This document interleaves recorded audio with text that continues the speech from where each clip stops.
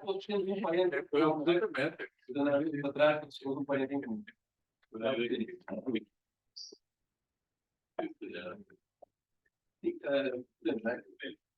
Bom, em primeiro lugar, boa tarde a todos.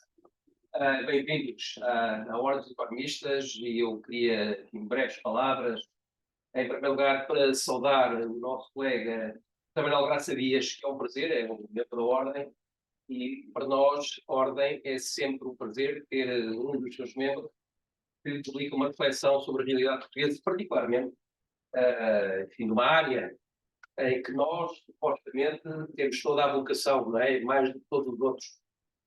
Não sei se é bem assim. Eu confesso que não tive a oportunidade de ler ainda o livro, vou lê-lo com toda a atenção, mas o que é capaz de haver alguma contradição entre aquilo que se diz e depois aquilo que é de facto a realidade, particularmente nos últimos tempos. Mas também queria saudar todos os presentes, saudar aqui o Sr. Almirante. Faz o prefácio. Eu faço o prefácio, exatamente, faz o prefácio, e também o editor, não é? E além do mais, não sei se vou dizer aqui fazer alguma confidência, mas há aqui isto, estávamos a falar das coincidências e todos nos conhecemos, nós habitamos na mesma casa, no mesmo prédio, em Miraflor de Algés, não é? O que é, ali o nosso editor não, mas nós os três, somos condóminos, não é?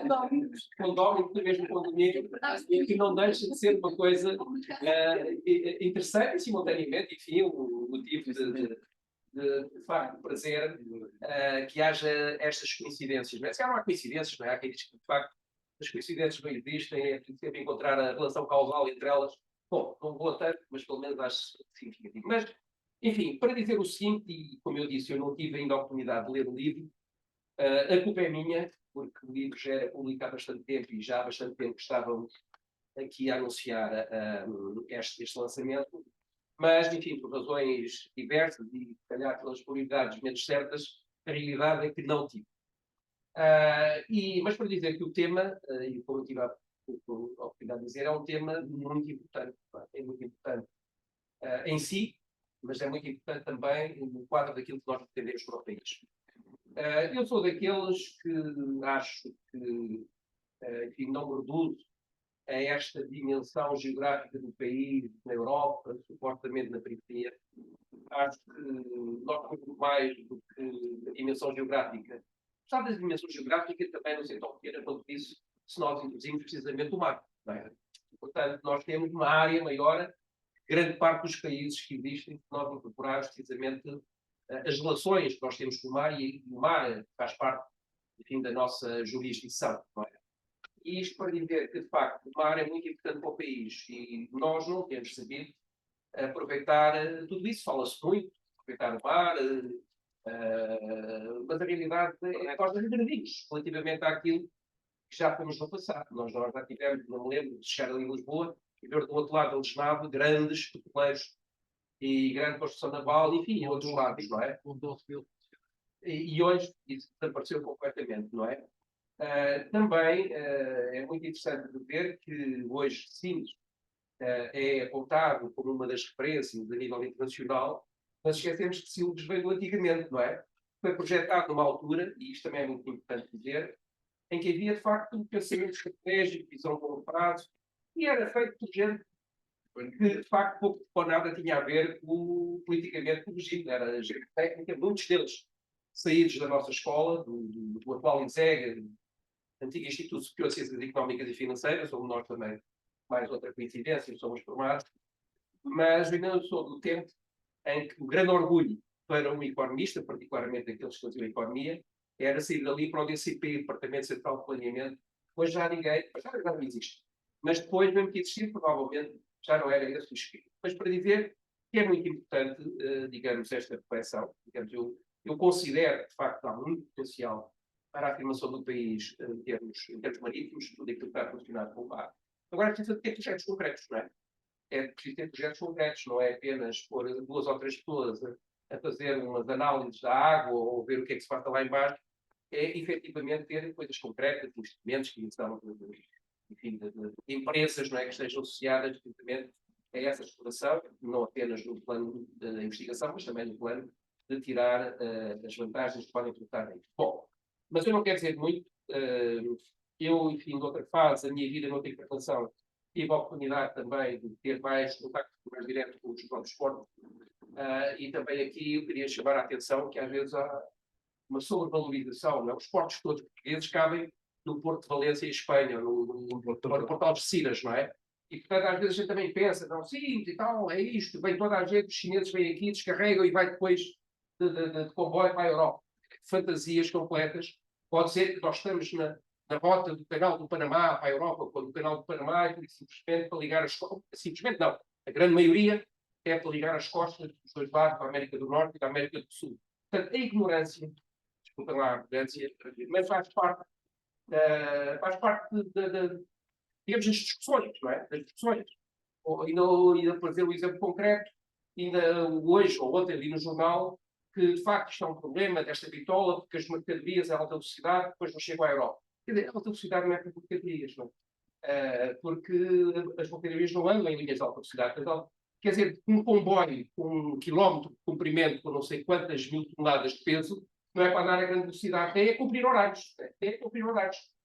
Ou seja, nos mais minúsculos aspectos, nós encontramos uma falta digamos, de conhecimento, não é? Para não dizer ignorância, para não repetir, que eu penso que contributos como estes, reflexões, devem ser feitas precisamente para contribuir para que quem fala das coisas até possa ter referências para falar, para ver olha, o que é este tio, o que é aquele diz, não é? Portanto, por isto, para dizer o seguinte, que é com grande prazer e com grande honra, particularmente sendo membro da Ordem, que faz este livro, e não vos quero perder mais a atenção, quero agradecer a escolha da Ordem, e acima de tudo agora também estou interessado em ouvir o que é que os nossos participantes no livro, quer quem o elaborou, quer quem o prefaciou, também pensa sobre este assunto. Portanto, muito obrigado a todos e felicidades e obrigado pela vossa atenção.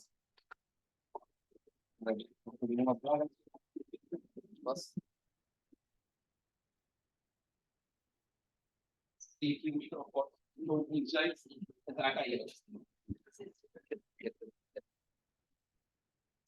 Muito obrigado. Muito boa tarde, eu só queria dizer que foi com muito gosto que fiz um prefácio despretensioso sobre o livro, foi com muito gosto que o fiz, especialmente porque esta área dos esportes, pela minha vida profissional, estive sempre bastante também ligado ao mar e aos esportes, que eu vejo também como uma janela para o mundo. E que acho que são fundamentais para o nosso país, desde a fundação da nacionalidade, que os portos e digamos, a costa são a nossa fonte de autonomia, até política, e por isso é com muito gosto que fiz este pequeno preâmbulo. Mas eu não queria tirar o protagonismo ao autor, que terá qualquer coisa então a dizer sobre o livro, que lhe caberá a ele fazê-lo. Muito obrigado.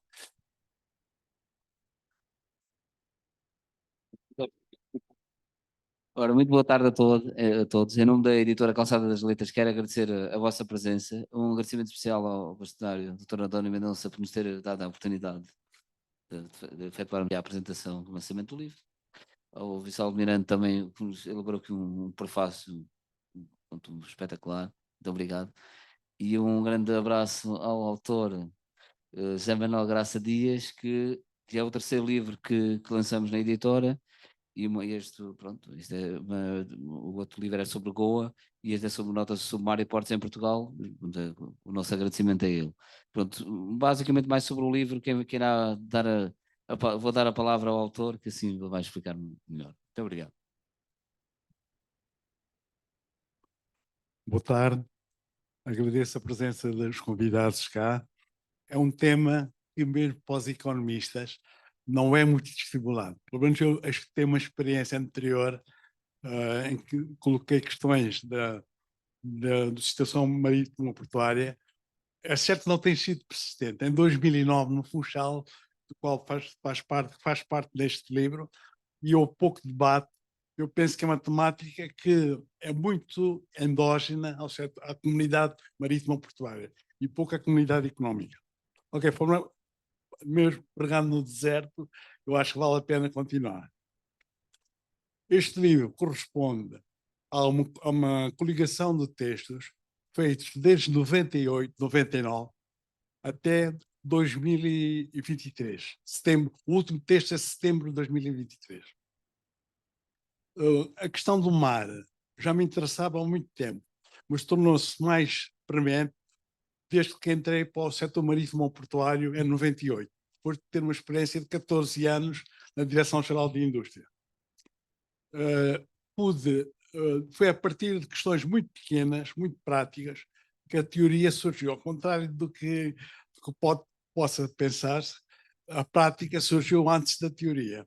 E pareceu-me interessante analisar um bocado em termos de teoria os diversos problemas do setor marítimo portuário. Desde 98 até 2011, durante 13 anos, trabalhei nomeadamente, além de na parte de informação económica, qual repeti já desde que não fazia, desde o tempo em que tinha sido chefe de gabinete do professor Pereira de Moura, em 75, comecei pela informação económica e depois entrei em dois serviços, que era chefiado por engenheiros. Departamento de Organização e Gestão de Portos, que era o engenheiro Licínio Martins, e Departamento de Atividade Portuária, do engenheiro Heitor. Não sei se os colegas têm essa experiência em empresas, na função pública, as relações entre economistas e engenheiros não é sempre pacífica. É certo que a profissão de engenheiros é anterior à dos economistas, mas foi necessário um grande trabalho e também um bocado o trabalho de um colega nosso, que eu não sei se era vivo quando as instalações da Ordem passaram por aqui, que é o colega Hernani Lopes. Não sei se ele já não era vivo. Já não era vivo. Que foi responsável na SAER por uma disciplina da economia que ele dizia que era a disciplina do futuro, que é a economia do mar. Ele fez um relatório sobre isso de economia do mar. Eu não cito cá, mas queria prestar-lhe uma pequena homenagem nesta sessão de lançamento ao trabalho dele.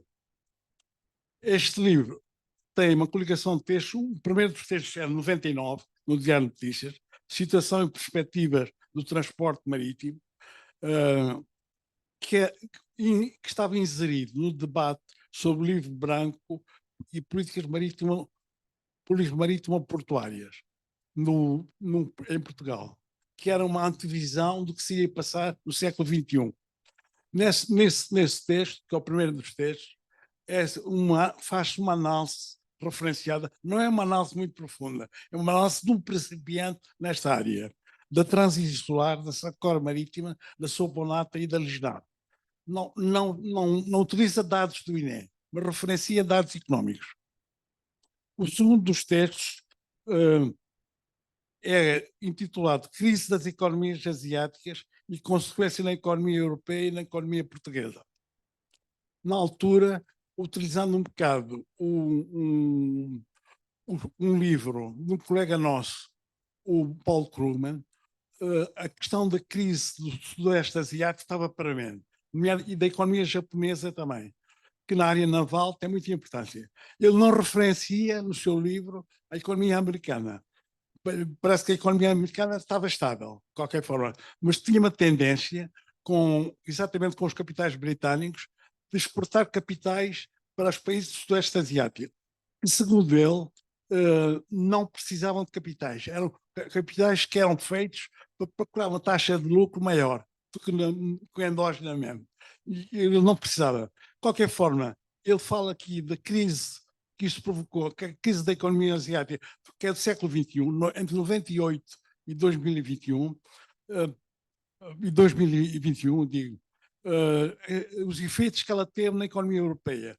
Os dois grandes efeitos que, segundo Krugman, ela terá tido, e segundo também o Ferro Ribeiro, que é um economista português, que devo prestar uma homenagem, foi um pioneiro nesta área, dois efeitos que produziu na construção naval, com o abate de navios, e um segundo efeito, que é um efeito de recuperação da crise, que é a criação de alianças entre grupos asiáticos e grupos europeus. Eu cito aqui vários grupos, eu ia procurar aqui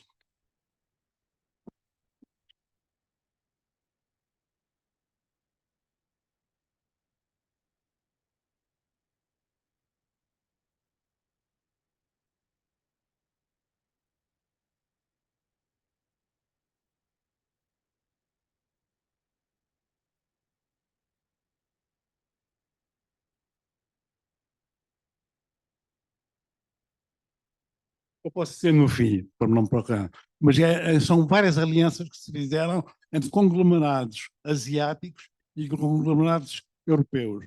Ele não referencia cá grupos económicos dos Estados Unidos, fala apenas da relação, do incremento das relações entre a economia asiática e a economia europeia.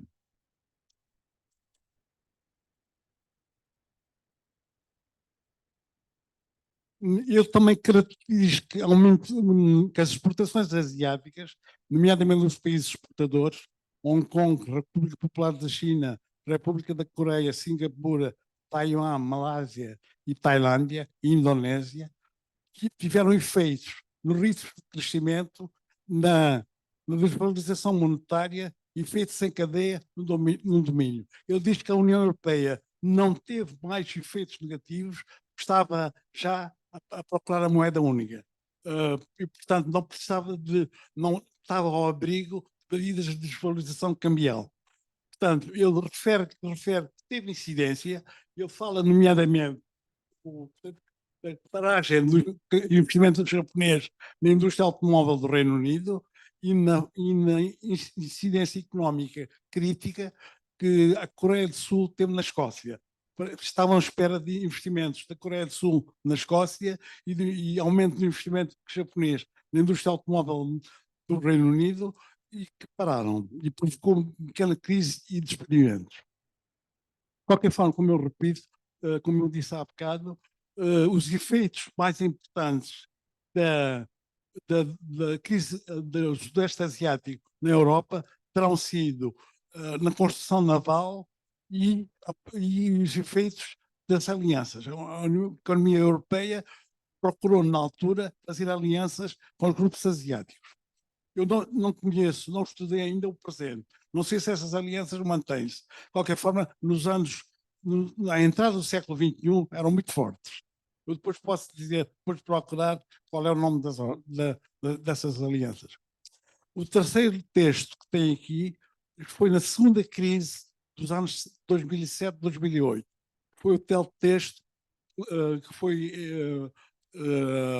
falado no Congresso da Ordem dos Economistas, no Funchal. Eu não sei se o Hélder Oliveira estava lá presente. O doutor António Mendonça foi nomeado ministro.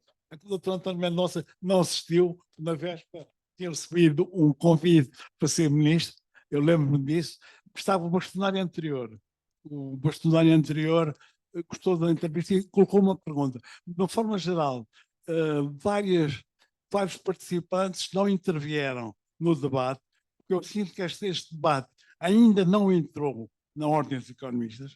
De qualquer forma, houve um participante no Funchal que fez uma pergunta por causa da minha posição na altura, que era polémica. Colegas meus, como Jorge Coelho e a secretária de Estado, Ana Paula Vitorino, estavam ao outro lado da barricada. Que é criar um terminal em Lisboa, coisa que eu frontalmente me opus, e contatei diversos grupos parlamentares como forma de exprimir a minha posição, e que também jornalistas um bocado vanguardistas e radicais, como Miguel Sousa Tavares, apoiaram no Expresso. É por causa do terminal agora, parece que foi aceito pelo Barreiro. O terminal ia implicar dificuldades no passadiço de Lisboa e uma espécie de esgotamento da capacidade naval de Portugal, que, segundo a nossa posição na altura, minha e de outros técnicos, era de que a Sines já era suficiente, não era preciso construir um novo terminal em Lisboa que ia desfigurar a cidade. Mas mesmo assim, havia muitas pessoas entusiásticas e apoiantes do Porto de Lisboa que diziam que esse terminal devia ser construído, que não ficaram pacíficos com a decisão do governo de se parar com esse terminal. A nova ordem económica e o setor marítimo portuário em Portugal, além da crise americana, dos bancos americanos e o processo de nacionalizações começando a aparecer na Europa, fala também do Porto de Sines. Tinham sido frutos de uma deslocação ao Porto de Sines, do Terminal 21 e Terminal Multiusos, que um colega nosso, economista, me ajudou a visitar e que referenciou que a presença de Sines como ponto, como porto de paragem dos navios chineses, segundo a informação dele, navios chineses que se deslocavam para os Estados Unidos, e a China é uma potência naval, serviam-se de Sines quase 60% de presença. Agora parece que diminuiu um bocado essa presença, na medida em que a União Europeia, neste momento, contém um bocado a sua economia em relação às relações com a China. Embora seja muito ambígua e seja difícil analisar com rigor as relações económicas da União Europeia com a China, por causa da pressão americana. A nova ordem económica do setor marítimo portuário fala ainda de uma questão que é os portos, que o Dr. António Mendonça bocado apresentava, sobre os portos.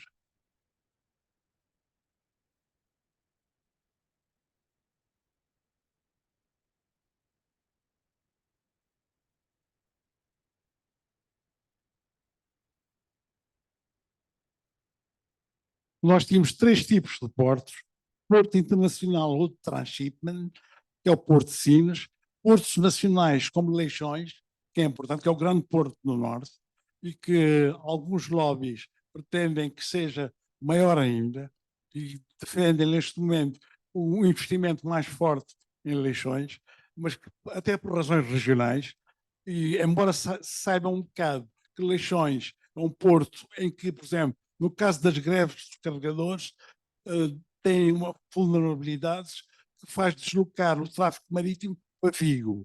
Mas, de qualquer forma, é importante referenciar o Porto de Leixões como grande porto nacional. Aveiro, Setúbal e Lisboa. Finalmente, os portos locais são Viana do Castelo, Figueira de Foz, Timão, Faro, Funchal, Horta e Ponta Delgada.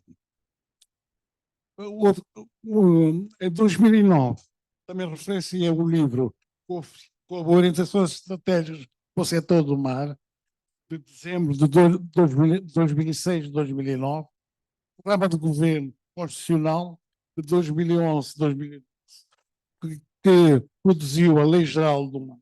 Eu penso que ainda existe, não é só Almirante.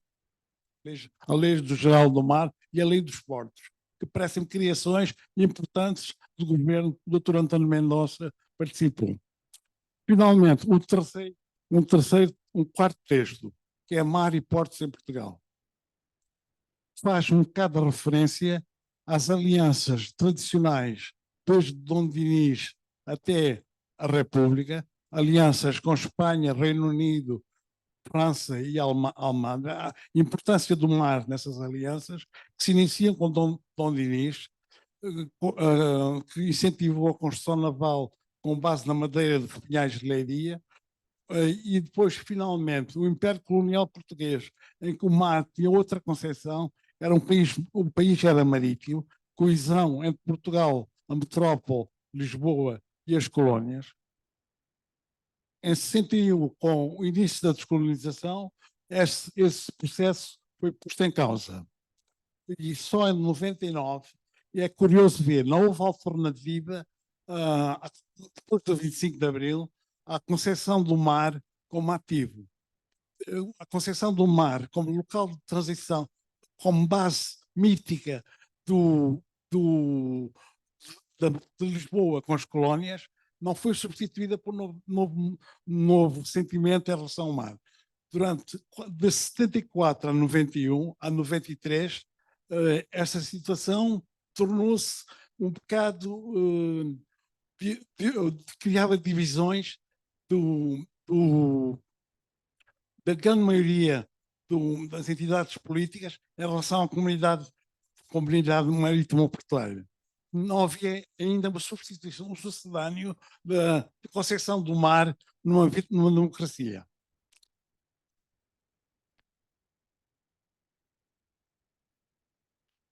Só em 93 foi considerado foi defendido o mar como ativo económico, ligado ao turismo e ao pescado. o peso das fileiras de pesca na economia nacional, a aquacultura, o turismo náutico, o turismo costeiro e náutico, e principalmente a náutica do recreio, são elementos que consubstanciam a nova concepção do mar, que a partir do o regime democrático teve muito tempo para voltar a se substituir.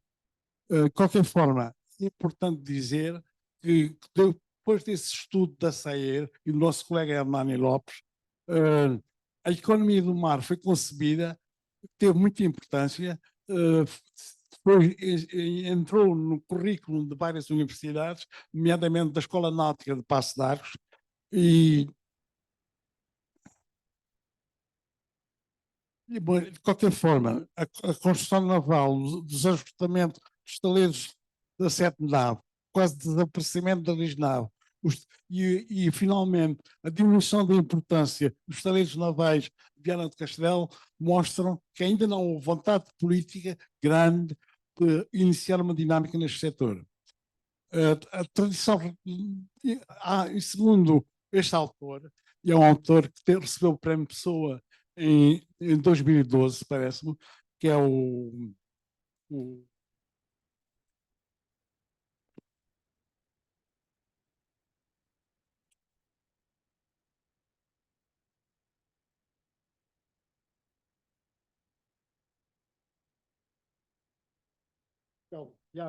Tiago Pitigunha, tem um livro muito interessante e muito importante, Portugal e o Mar, de edição Fundação Francisco Manuel dos Santos.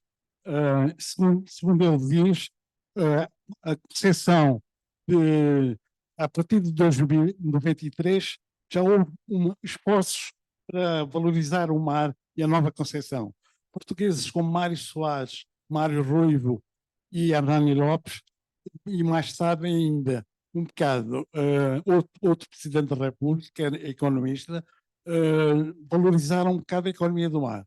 Desde 2016, tanto juristas como economistas não têm referenciado muito, não têm valorizado muito a economia do mar. Eu penso que é importante a ordem, e que faço um apelo ao Dr. António Mendonça, a ordem dinamizar um bocado o número de cursos cá nas universidades sobre economia do mar e, se for possível, fazer um debate sobre economia do mar com dados atuais na ordem.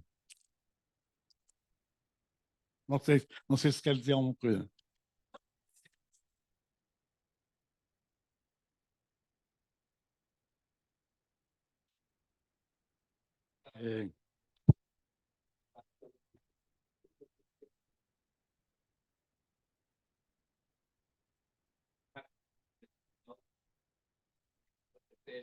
E, portanto, naturalmente, a economia do mar vai estar presente.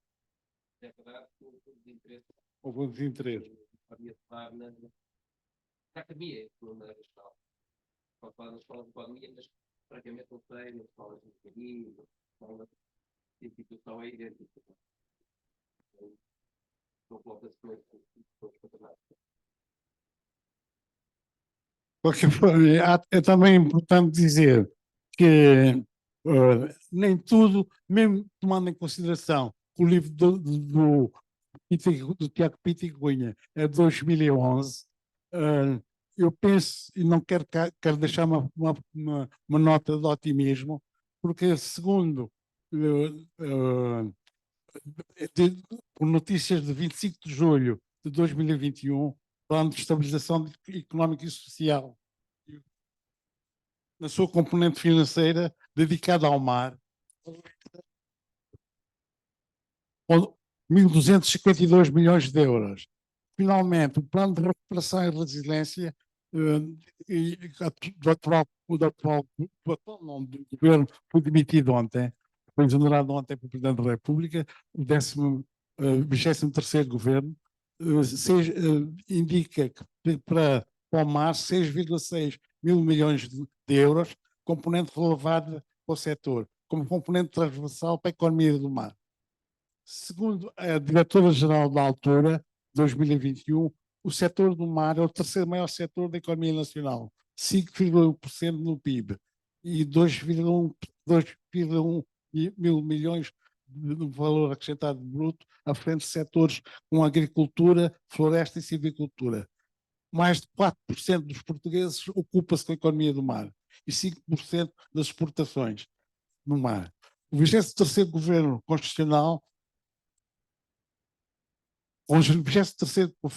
Constitucional, segundo informações de agosto de 2023, há 17.900 toneladas de pescado, segundo indicadores de INE, localizadas em junho de 2023 para mais que 2022. Houve um crescimento de 5,3% face a 2020, segundo os dados do Ministério da Agricultura e Alimentação, Secretaria de Estado das Pescas. Finalmente, é importante dizer aqui a sensibilidade que houve do anterior Ministro do Mar, que foi substituído por um novo Ministro do Mar, sobre a criação, a partir do Decreto-Lei 16 de 2016, 9 de março, com o fim de incentivar investimentos na área de economia do mar, a criação do Fundo Azul, que é um fundo que é dedicado principalmente à economia do mar. É tudo para...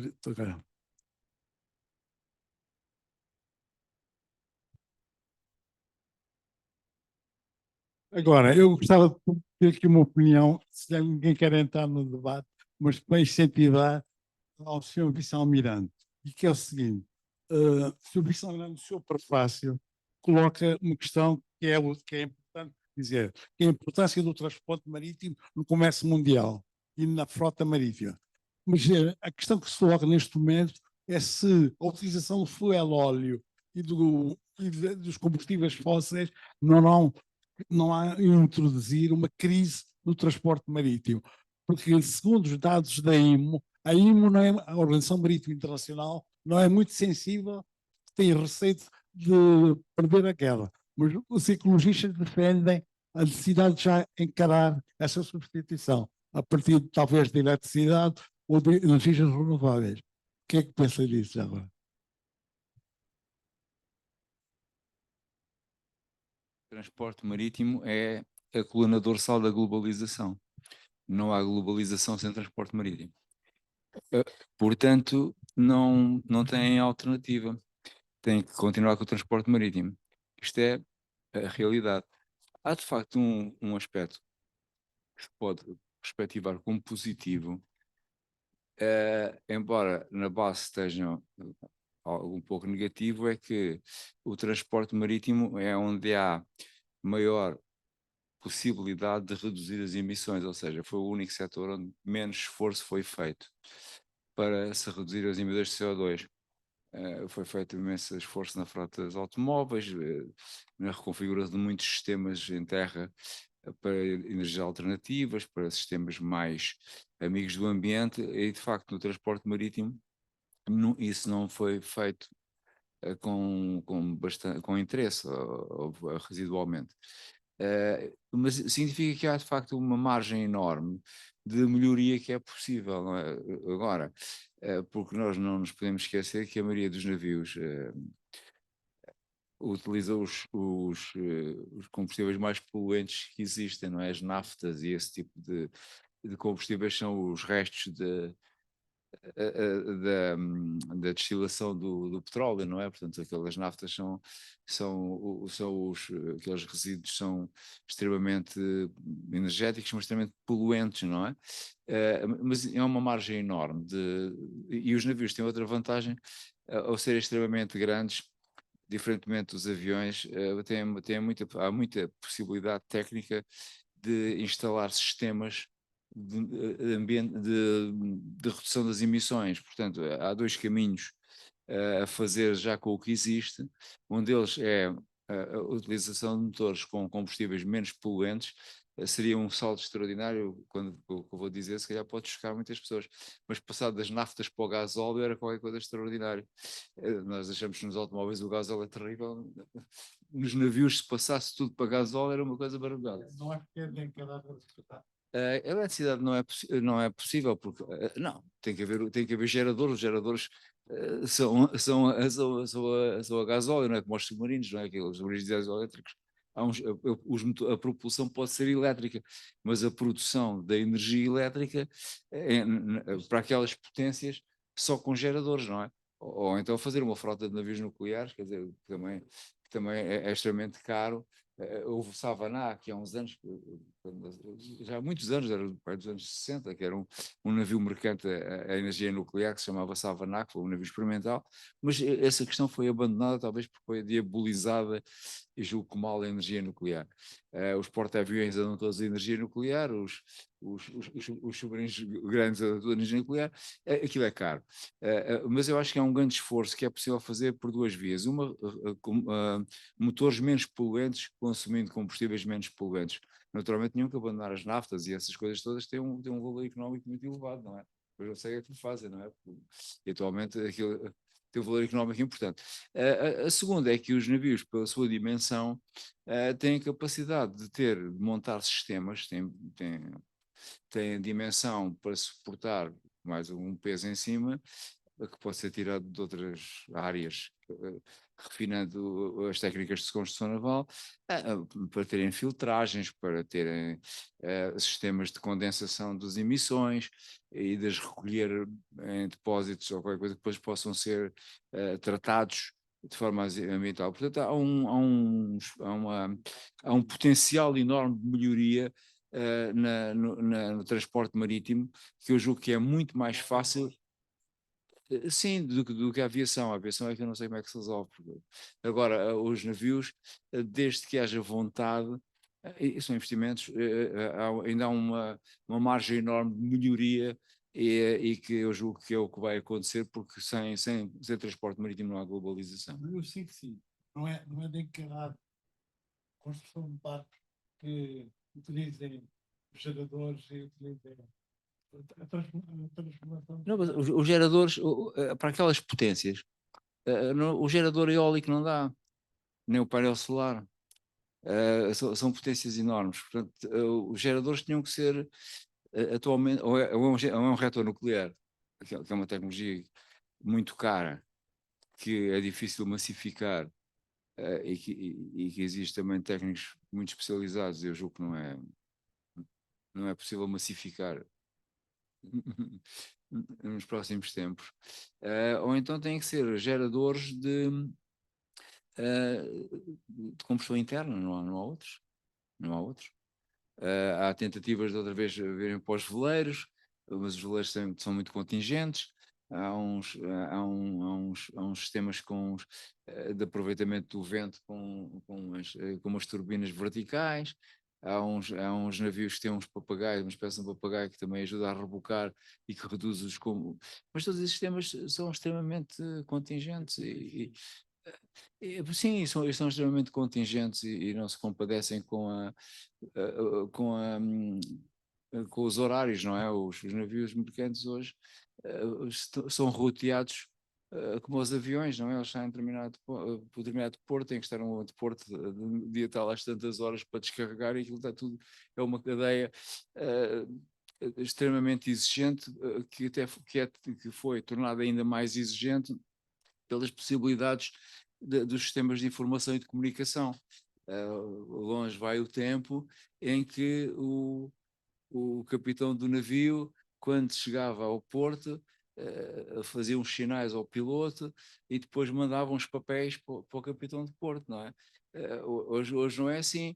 Os navios, 3 dias antes de chegarem ao porto, a capitania tem todos os elementos do navio, o navio que chega, a carga que tem, a tripulação que traz, os problemas que tem, o que quer, tudo.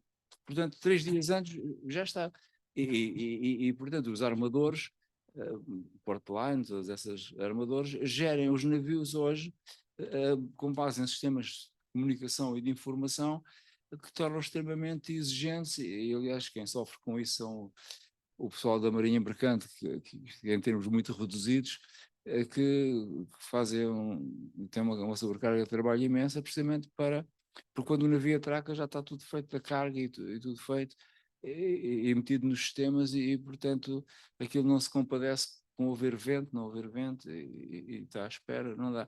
Por conseguinte, eu não estou a ver muita alternativa a sistemas alternativos, o que eu acredito, porque é possível e é relativamente fácil, é uma questão de investimento, é melhorar extraordinariamente melhorar extraordinariamente a eficiência energética e menos poluente dos sistemas que existem. E também os países podiam fazer qualquer coisa, nós cá em Portugal também não fazemos. Por exemplo, nós fizemos um terminal de cruzeiros espetacular em Lisboa. E os paquetes continuam atracados com os geradores a trabalhar, Certo, para poluir. que só serve para poluir.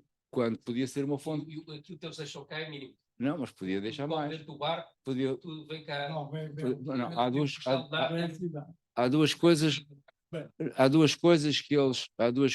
quando eles mudam, dá muito dinheiro. O abastecimento. Não só o abastecimento, como a mudança dos passageiros. O sítio, nos portos onde há mudança de passageiros, que é o caso de Lisboa.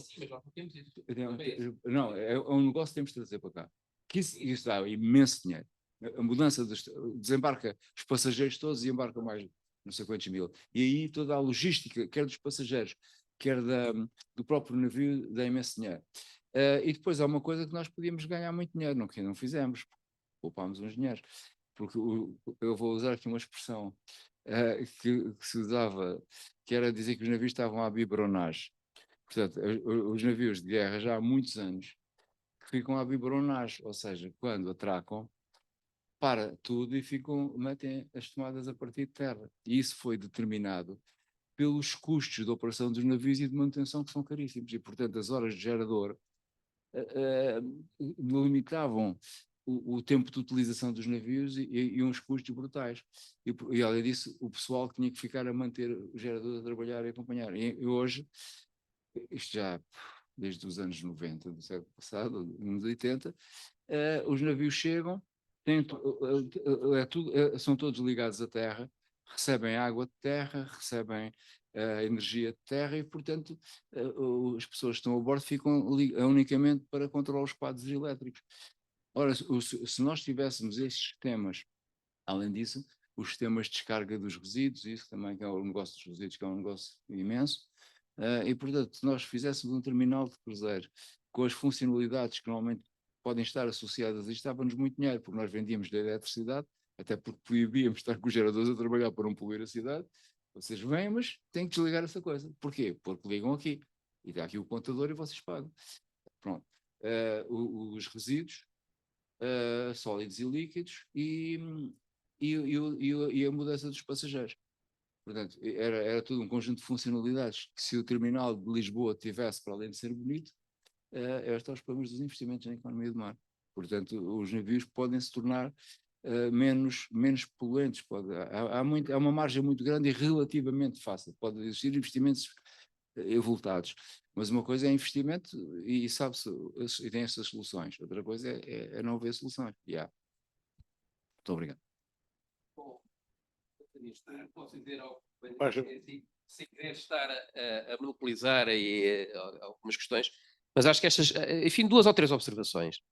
Em primeiro lugar, ainda aproveitando aqui a deixa relativamente aos cruzeiros. Eu lembro que na altura eu li um trabalho, um estudo, em que chegava à conclusão que a tripulação dos cruzeiros gastava mais em Lisboa do que os próprios passageiros. Porque a tripulação, enfim, quando estava de folga, queria sair para comer fora, para não sei o quê. Agora que os passageiros em muitos cruzeiros têm fiscais à porta para saber se eles trazem a comida do pequeno almoço para fora, para não, enfim, porque a tendência é levar para passear, etc., e trazer do barco, não é? Para não gastar fora, não é? Portanto, ou seja, o impacto económico é extremamente duvidoso dos passageiros, não é? Para além de que aquilo é uma parede ali do Tejo, que do ponto de vista estético, do ponto de vista ecológico, também, que nós estamos agora muito, é discutível. Mas, enfim, admito que haja potencial, designadamente aquilo que o Sr. Almirante estava a dizer. Sim.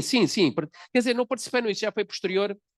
Não, isso já foi posterior, acompanhei, enfim, como vulgar cidadão, um bocado pela comunicação social, mas nem tanto. Mas é verdade que os portos, pela dimensão em Portugal, há uma questão que é também estratégica, ou seja, que é encontrar o espaço para cada um. Aliás, o Garça Dias falou dos Sines, evidentemente que é um porto internacional para o transshipment, mas há outros portos, mas Lisboa provavelmente tem que perder, digamos, ou seja, eu acho que é importante uma cidade como Lisboa ter um porto, até porque é a sua identidade, não é?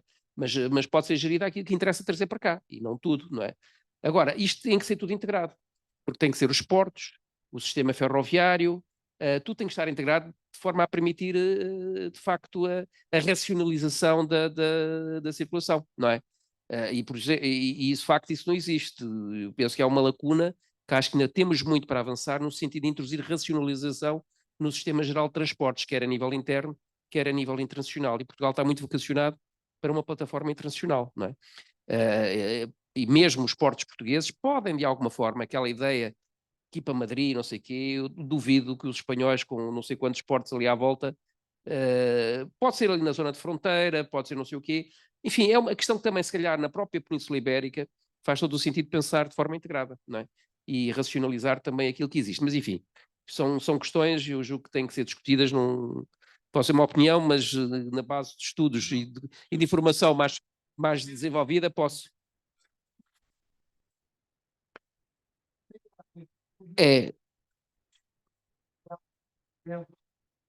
Mas vamos lá ver, até agora isso não é um constrangimento para o Porto de Sines. Tem dado, agora, podia ser muito melhor, sobretudo, por exemplo, os comboios, não é, que vêm, por exemplo, ir para a Espanha ou coisa assim, têm que sair de Sines, vão por aí acima, atravessam o Rio Tejo, vêm e depois voltam novamente para baixo para sair, é uma coisa de uma irracionalidade brutal, não é? Aliás, todo o sistema de transportes em Portugal neste momento é irracional, não é? É tão irracional, por exemplo, eu amanhã tenho que ir ao Porto e tenho que ir de carro, porque o comboio para Lisboa termina às 20h30, não é? Quer dizer, como é que as duas cidades mais importantes, e não me venham dizer que é falta da alta velocidade, não é nada, é pura e simplesmente a racionalidade e serviço público. Por isso, não, mas não há passageiros.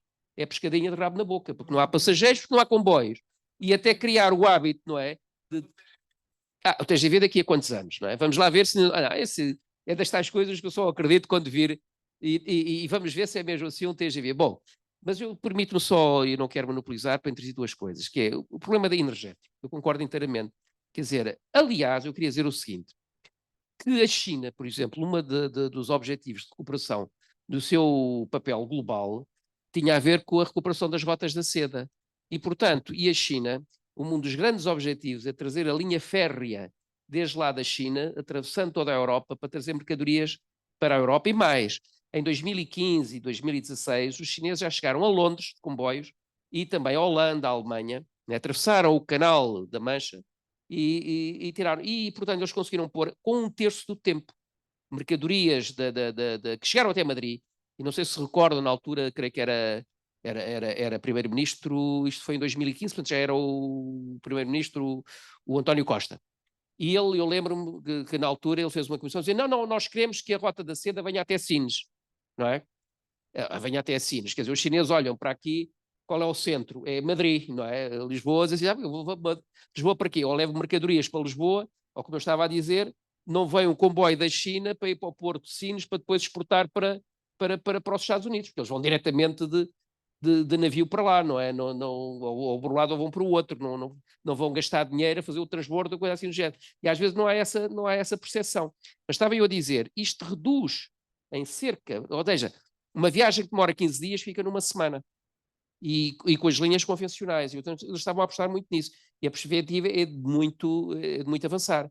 E, portanto, atenção, podemos estar em vésperas de, digamos que de certa maneira, a resposta à interrupção das rotas da seda antigas foi Portugal virar-se para o Atlântico, para as rotas marítimas, mas agora podemos novamente voltar a uma situação em que há uma recuperação do comércio internacional via continente. E, aliás, também é por essas razões que há toda essa dificuldade ou todas as barreiras à progressão da China nessa matéria, não é? Mas eles já chegaram a Londres e já chegaram a Madrid com comboios e queriam desenvolver isso, não é? Hã? Sim, eles têm contratos e têm portos. Hã? Pois, mas quer dizer, isto é só para dizer que há muita coisa a mudar no mundo em termos daquilo que é as características da economia global. E já agora, e termino já, sobre a energia. Eu acho que foi um erro a Europa abandonar a investigação e mesmo a questão da energia atómica, porque o que é que está a colocar? A Europa tinha vantagens significativas na investigação, estava a avançar muito na fusão nuclear, não é? Na fissão, na fusão, que é a energia do Sol, não é? E que pode ser o futuro, não é? E já se consegue, neste momento, produzir mais do que aquilo que se consome, ainda é muito rico. E há todo um potencial aí para avançar. Por exemplo, a Alemanha desativou as centrais nucleares e voltou ao carvão, em vez de reduzir e está aflita, não é? E tornou-se dependente do gás, por exemplo, não é? E a Europa, enquanto que os Estados Unidos estão nas tintas, passa a expressão, para o que se passa com o preço do petróleo, porque eles são produtores e vendem, para eles o petróleo está lá em cima, até é bom, para os produtores de petróleo, portanto não têm problemas, ou os países produtores de petróleo, a Europa já não é bem assim, porque não tem produção autónoma suficiente para fazer face às necessidades, nem petróleo, nem gás, etc. E, portanto, está completamente dependente de um jogo, enfim, no fundo tem que estar ali, ligou-se à Rússia, não é? Agora está arrependida, mas também fica dependente de outros países, não é? Quer no gás, quer no petróleo. Não tem autonomia estratégica. Eu acho que isso é um problema. Tem que ser encontrado. E, portanto, eu julgo que o desenvolvimento e a continuação do desenvolvimento da energia nuclear, com todos os cuidados, como é óbvio, mas quer dizer, talvez seja a energia menos poluente, não é? Porque eu tive também a ver um estudo sobre a questão da produção de energia eólica e de energia fotovoltaica, etc.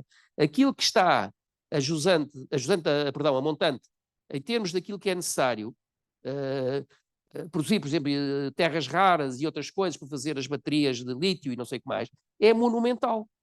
E pouca gente, quer dizer, centra-se na produção efetiva de energia e menos naquilo que está a montante, que é necessário para produzir uma energia alternativa que provavelmente, em muitos casos, é mais poluente do que a energia tradicional, não é? Portanto, há aqui também muita confusão e talvez mesmo alguma mistificação sobre a questão da transição energética, que é preciso dar atenção e não entrar como, digamos, como religião. Eu sou adepto do vento, o outro é adepto de não sei de quê, eu sou adepto nuclear. Isto aqui não podemos ser religiosos nesta matéria. Acho que é preciso ser racional e ver, efetivamente, aquilo que é preciso fazer, não é? E eu, enfim, e provavelmente nós vamos nos confrontar com um desafio sério do ponto de vista da energia, não é? Que nós temos que dar conta disso, não é? Pronto, mas isso são ideias um pouco desarrumadas, mas só para contribuir, não é? Muito obrigado. Só 2 ou 3 tópicos. A primeira, que é uma coisa que me é muito cara, e o professor falou nisso, abandonámos o planeamento, não temos planeamento estratégico. O Estado não tem planeamento, inclusive o gabinete da perspectiva do Félix Ribeiro foi desmantelado e acabou tudo. O país não tem planeamento estratégico. Porque é o seguinte, uma das coisas que não me interessa nada é a discussão do aeroporto, nem ligo. Porquê? Porque se houvesse planeamento estratégico, a gente sabia do aeroporto estava feito, porque sabíamos como é que se integrava, porque hoje não há transporte marítimo, não há transporte rodoviário, não há transporte viário, há sistemas de transporte e comunicação. Há sistemas de transporte e comunicação e, portanto, se houver uma visão sistémica e houver planeamento, as coisas aparecem nos sítios certos. Claro que os objetivos têm planeamento, o planeamento tem que ter objetivos, isso são fixados pela política, mas depois são os sistemas de planeamento. Isso era um ponto. O outro é que o transporte marítimo não vai ser substituído pelos comboios, por 2 razões. Primeiro, porque a dimensão do comboio, mercadorias que venham depressa podem vir de comboio. Agora, a dimensão, o comboio não consegue superar a dimensão e o preço. Eu agora não tenho aqui presente, mas não sei se falo aí na referência do programa, mas o preço da tonelada por transporte marítimo é estupidamente mais barato. Aliás, os comboios da Rota da Seda a vapor têm agora um problema, deixa de ser aquele, é que os comboios vêm cheios para cá e vão vazios para lá. E isto economicamente não dá, porque eles só exportam, não importa. E portanto, isso já começou a mandar os comboios abaixo, os comboios chineses. Era o mesmo problema que nós tínhamos cá em Portugal com os caminhões TIR, que eles andavam, era um desperdício económico brutal, porque nós não tínhamos movimentos pendulares, eles carregavam, por exemplo, do Porto para Lisboa e depois de Lisboa iam vazios para o Porto. Isto economicamente não dá. E portanto, o comboio chinês está a ter esse problema. É que ele vem carregado e depois não leva carga para lá. Portanto, isso é complicado porque os navios, através, com a moto, como são as rotas marítimas, designadamente uma coisa que é o tramping, que é os navios que saltam de porto em porto e carregam de um para o outro, o navio, se for bem gerido, anda sempre carregado e, portanto, está sempre a render. Em relação às energias, diabolizamos a energia nuclear. Eu lembro quando, nos anos 60, que se comprava aquela revista A Ciência e Vi e outras coisas, que já ninguém fala. Havia os estudos sobre a energia nuclear. Aliás, a França até atualmente, até há pouco tempo, tem SAF. Nós somos uns indivíduos extraordinários, porque é assim, diabolizamos a energia nuclear, depois quando estamos atrapalhados compramos à França que tem as centrais nucleares. Pronto, o nuclear deles é bom, o nosso era péssimo. Depois diabolizamos ali Almaraz, ou seja, fizemos uma coisa extraordinária, ficamos com todos os inconvenientes da energia nuclear, ficamos sem benefício nenhum, porque se aquilo der um estouro, a gente leva com aquilo em cima, mas não temos nenhum eletrão de lá. Portanto, quando devíamos ter feito um consórcio internacional com os espanhóis, para Almaraz ser nosso e deles, 30% nosso, 60% deles, 30% de energia para aqui, e dividíamos o risco, não é? Mas não. As águas quentes E os resíduos, pronto, e nada do que é vantajoso, porque diabolizamos o nuclear. O nuclear foi diabolizado por razões que eu posso imaginar, mas não vou dizer porque se calhar não são corretas. Em relação à Alemanha pura e simplesmente foi controlada pela Rússia. Ou seja, aquele partido maravilhoso dos verdes que na Alemanha destruiu as centrais nucleares que as fecharam antes do tempo de vida para irem para o carvão, nunca ninguém perguntou quem é que paga os verdes da Alemanha. Como é que o Partido dos Verdes tem tanto dinheiro? E como é que a senhora Merkel falava com o Putin? E como é que o senhor Kohl, que teve que desaparecer para a porta baixa? E não sei o quê. Como é que o outro senhor Schroeder, as portas giratórias, não sei como é que se diz porta giratória em alemão, mas de qualquer modo, o senhor Schroeder, que era chanceler, saiu daí para ir presidente do consórcio russo, não é? Faz lembrar um senhor que era ministro das Obras Públicas cá e depois foi ao consórcio da ponte também, fez a ponte e depois foi para o consórcio. Quer dizer, portanto, não foi, não, eu sei que não foi. Foi muito antes. Foi muito antes, foi muito antes. E por conseguinte, fez uma estátua do Arco Pacheco. Fez uma estátua.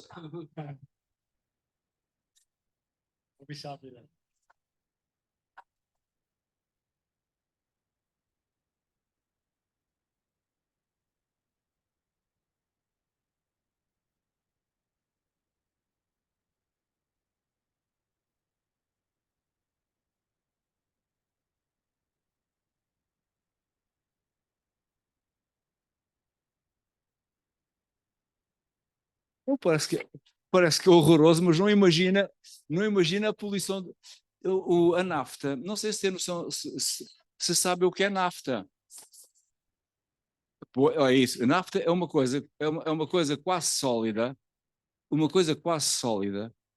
que os motores marítimos que trabalham a nafta arrancam a gasóleo para atingirem as temperaturas de funcionamento e suficientes para depois ter os aquecedores que vão aquecer a nafta para ela ficar líquida para poder ser injetada dentro do cilindro.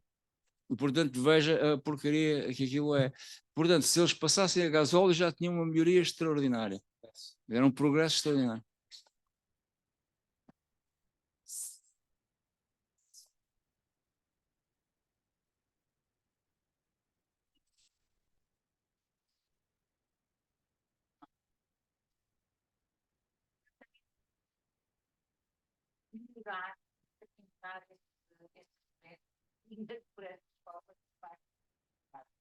Existem pelo menos duas. Uma delas é essa mais simples, que é passar por um combustível menos poluente, o gasóleo. Pronto.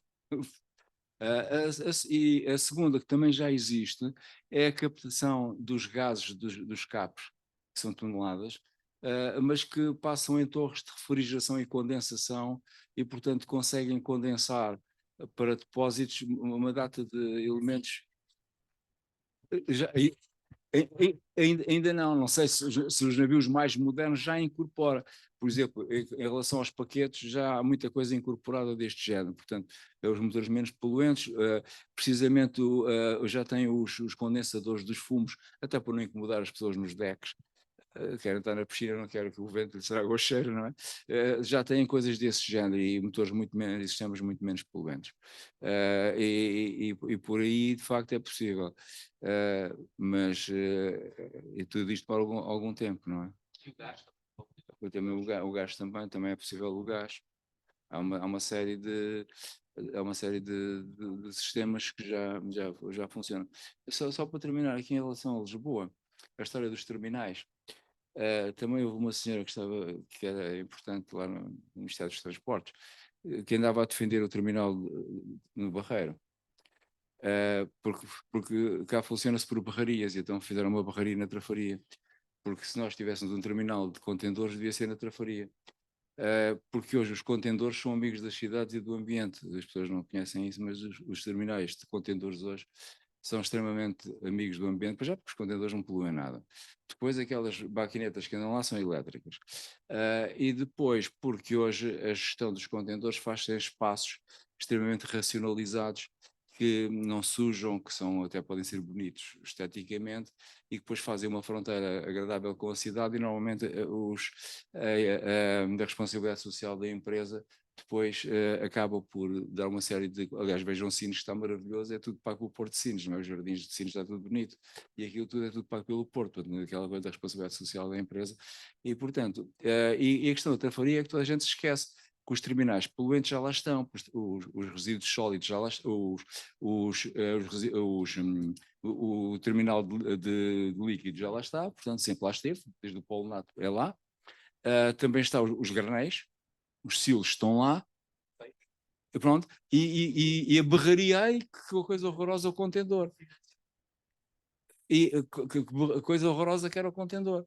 Os contendores é o único sítio no Porto de Lisboa onde podem estar.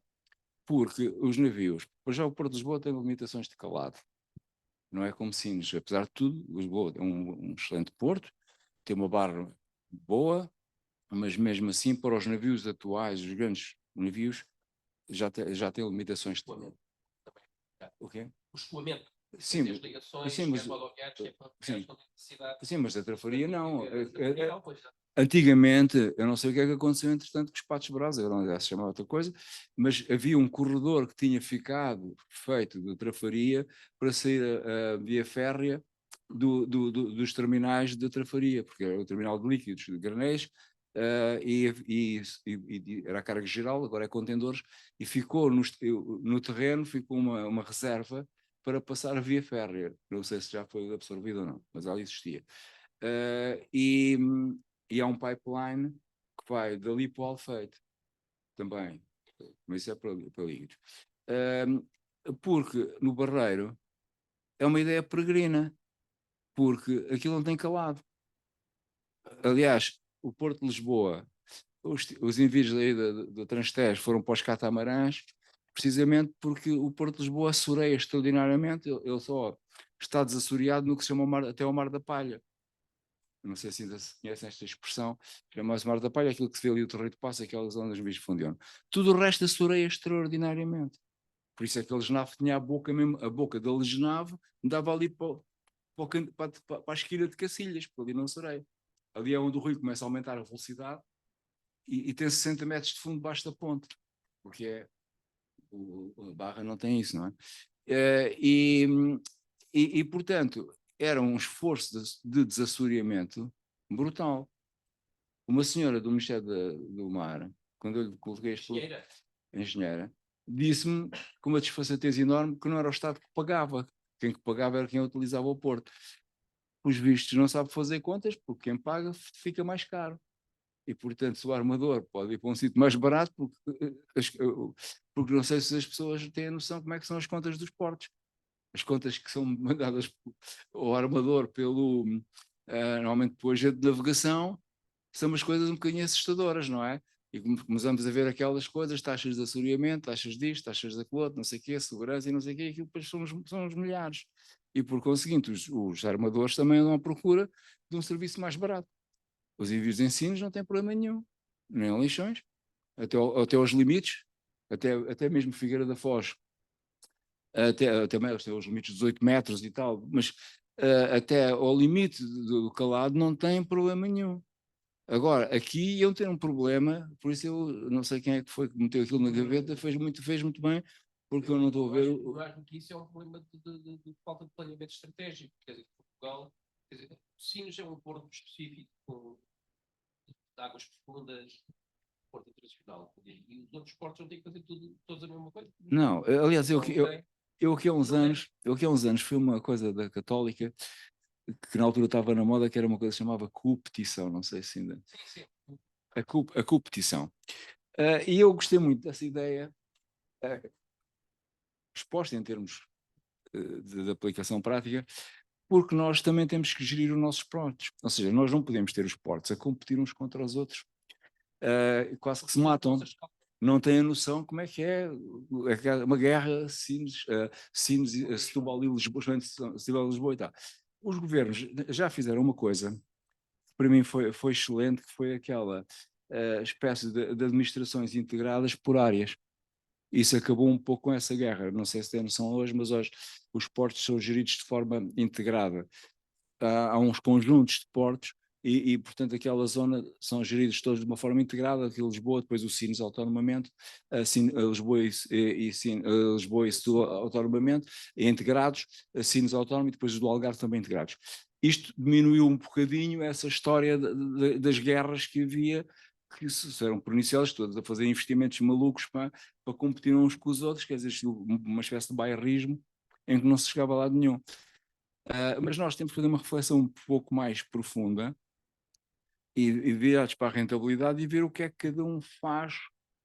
E, portanto, se Lisboa tem contendores, como é que vai ter contendores? E que contendores, não é? Se de facto fazem as plataformas logísticas do Rio acima ou não fazem, não é? Havia uma ideia também de transporte fluvial para a plataforma logística ali assim que é ali um bocadinho mais para o oeste, de Aveiras de Cima, para aí Aveiras, não sei o quê. Mas são estas coisas que não são pensadas. Este projeto ligar as duas bacias do Sado e do Sim, para escoar os estagiários Não, do Alentejo, que era. nós, não, aí nessa altura havia mesmo. Nós perdemos aquele movimento dos canais da Europa. Exato. O grande, que era, Grande parte do comércio na Europa é precisamente nos canais. os canais, quer dizer, Consegue-se ir do Mar do Norte até ao Mediterrâneo por terra. Claro. Por água. por isso é que Amsterdão é o aeroporto, que a área é mais pequena que Lisboa, não é? Só que chegam lá os canais todos e aquilo com a eficiência despecha aquilo tudo. Pronto, mas agora já não haverá dinheiro para isso.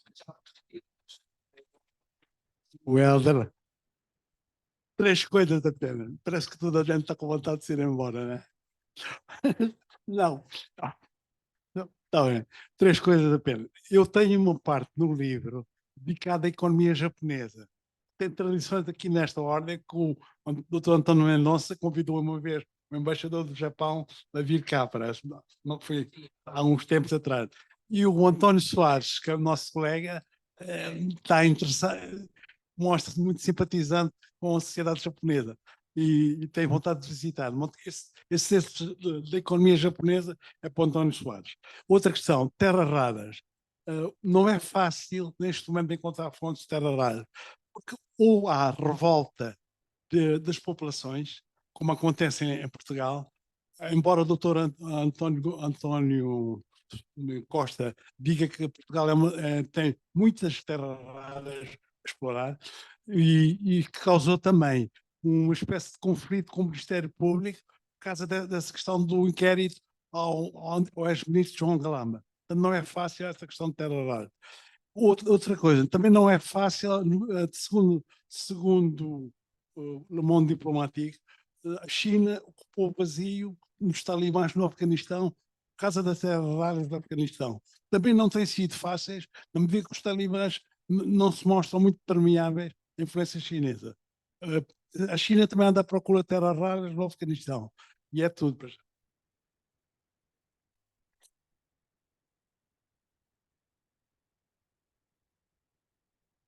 Obrigado a todos. Vamos dar oportunidade à ação. Então, até à próxima. Obrigado. Ou quem quiser, pode pedir um autógrafo. Fica ao autógrafo.